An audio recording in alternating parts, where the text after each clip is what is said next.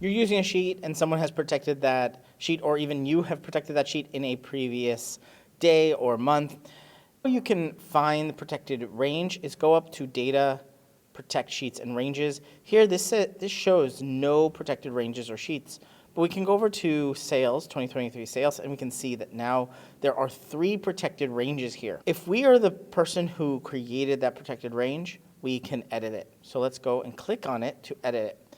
We can enter a description if we want to go back and name this whole year. If we want to edit the range, we can. We can say this is 11 instead of B13.